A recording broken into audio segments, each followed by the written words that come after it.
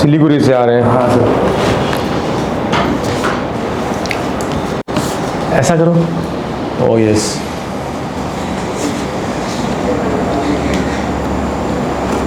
Okay, तो इसके लिए ना आपको जॉ सर्जरी की ज़रूरत पड़ेगी, ग्लव्स, बिकॉज आपके जॉ मतलब बैलेंस में नहीं है, तो मोस्ट लाइकली दोनों जॉस में सर्जरीज होंगे, सिर्फ एक जॉ। हाँ, तब आपको रिजल्ट अच्छा आएगा। मुंह ओपन करिए, बंद करो। वाह, ओपन। आपका पीछे दांत पूरा चला गया, उसको बहुत डिज़ास्टर है, वो भी सही करना पड़ेगा। बंद करो। हाँ, आपको दोनों जॉ में सर्जरी होगा। ये जॉ थोड़ा से आगे आएगा और नीचे आएगा, और ये रोटेट होके बाहर जाएगा, पीछे जाएगा, तो फेशियल बैलेंस मिलेगा, नाक थोड़ा कम होगा, ये थोड़ा कम होगा, पूरा फेस मेकओवर होगा।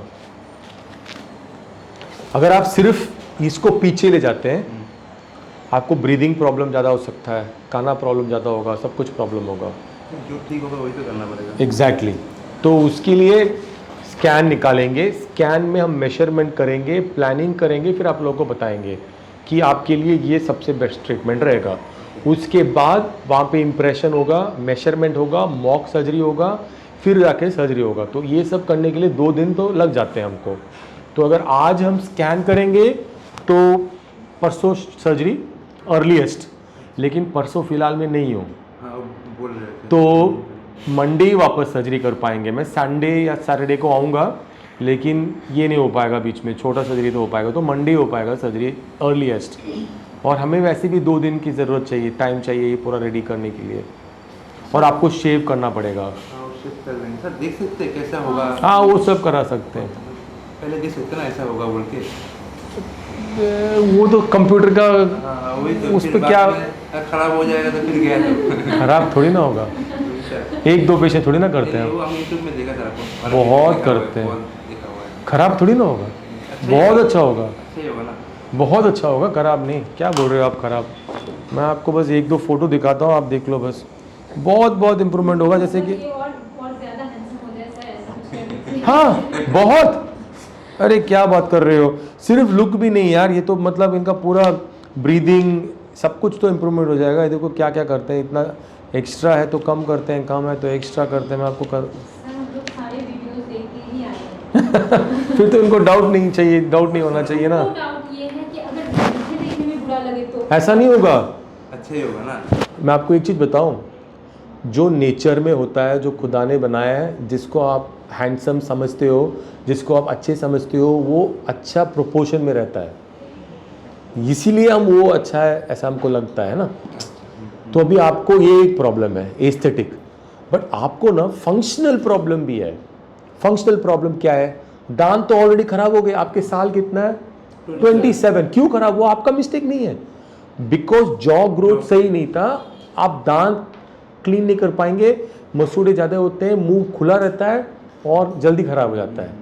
अब आपके बचे हैं थोड़े दांत अंदर, नहीं करोगे ये भी चले जाएंगे, तो ये फंक्शनल हो गया। कॉस्मेटिक रीजन के लिए सिर्फ नहीं कर रहे हैं आपके ऑपरेशन ना, फंक्शनल भी होता है। ये लग भी नहीं पाएगा ऐसे। लग पाएगा, वो बात अलग है, वो लगा देंगे, लेकिन जो बेस्ट है उसको अभी सेकंड बेस्ट करेंगे ना। दांत लग जाएगा, उसमें टेंशन नहीं, बट अगर आपका ऐसा नहीं होता तो दांत जाता ही नहीं, ये बताने के लिए आ रहा हूँ मैं, ये रिलेटेड है।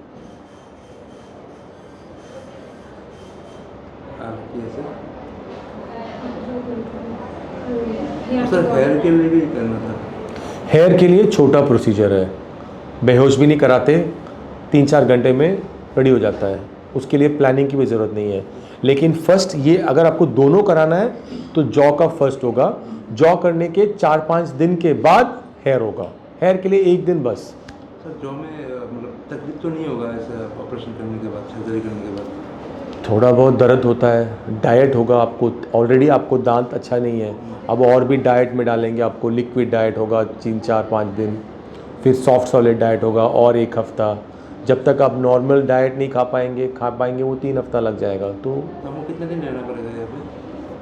आप 1 हफ्ता से 10 दिन पकड़ के चलो, 1 हफ्ता मिनिमम, 10 दिन मैक्सिमम। तो लगाना भी है ना सर? तो उसके लिए ज़्यादा टाइम लगेगा, वो अभी नहीं हो पाएगा शायद। मतलब ये करने के बाद पॉसिबल नहीं है, फिर बाद में करना पॉसिबल है लेकिन देखो जॉ ही बहुत मेजर होगा, तो उसके बीच में ये जो आपके दांत डैमेज है वो सब निकाल सकते हैं, लेकिन दूसरा दांत एकदम फटाफट लगाना मुश्किल है। वो आपको दूसरे डॉक्टर बताएंगे प्लानिंग करके। फिर नहीं तो इम्प्लांट लगाना पड़ेगा सर्जरी के टाइम ही, फिर आपको वापस आना पड़ेगा 1 या 2 महीने के बाद दांत फाइनल करने के लिए। हेयर 5 दिन में आपको रेडी हो जाएगा, जबड़ा पूरा फेस रेडी हो जाएगा, दांत 5 दिन में पूरा रेडी नहीं होगा, स्टार्ट होगा फिर वापस आना पड़ेगा आपको एक बार। वो तो हम लोग बाद में एक बार आ जाएंगे, उसमें दिक्कत नहीं। तो फिर कर दो, तो जो सर्जरी जब होगा तभी इम्प्लांट करके लगा सकता है। लगा सकते हैं, लेकिन इम्प्लांट के ऊपर दांत नहीं लगेगा, इम्प्लांट हड्डी में जाता है। हाँ, हड्डी के ऊपर जो आता है उसके लिए टाइम चाहिए आपके इस पे, क्योंकि आपका इन्फेक्शन है।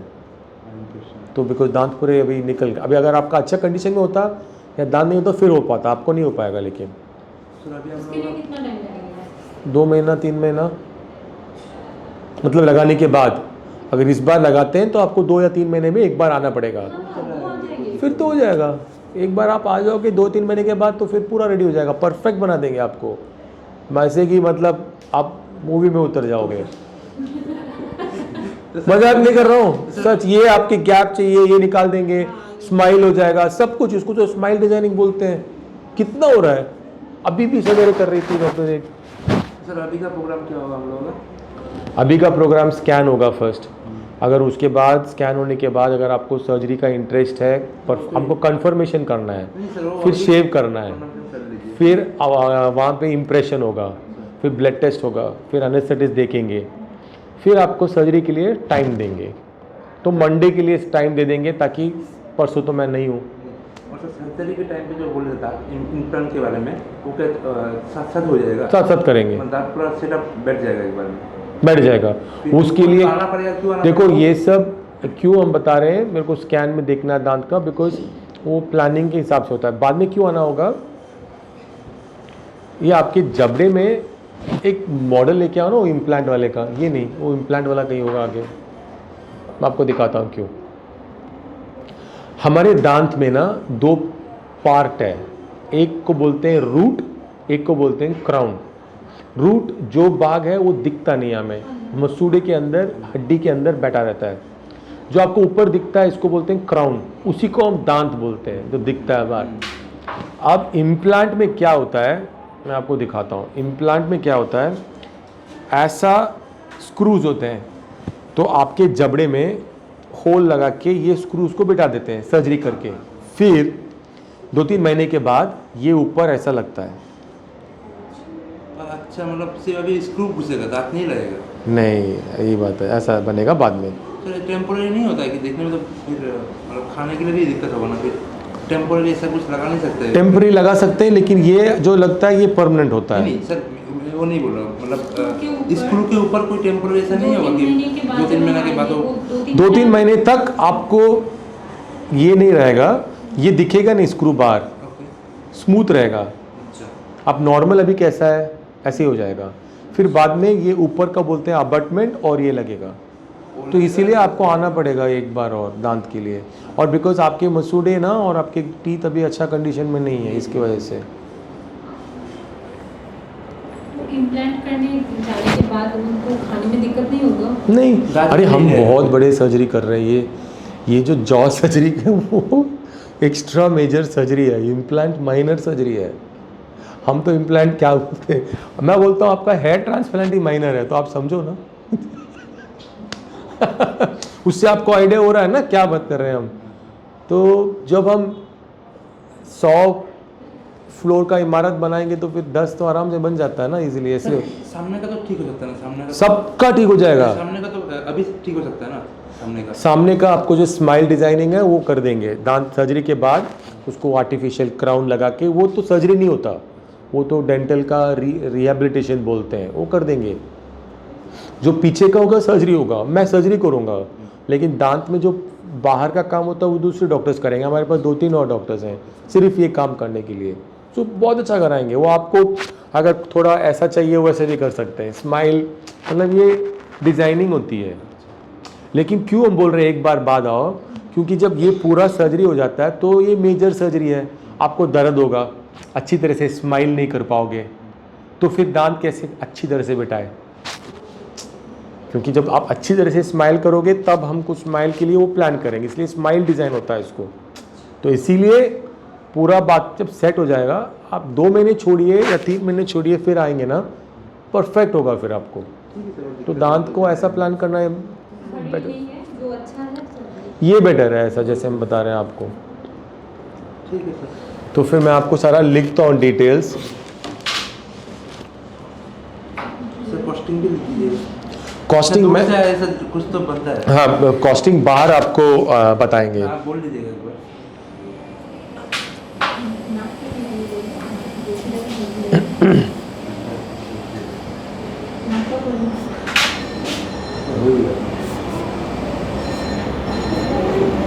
सर सर्जरी के बाद तो नोज में भी थोड़ा डिफरेंस आएगा दिखने में।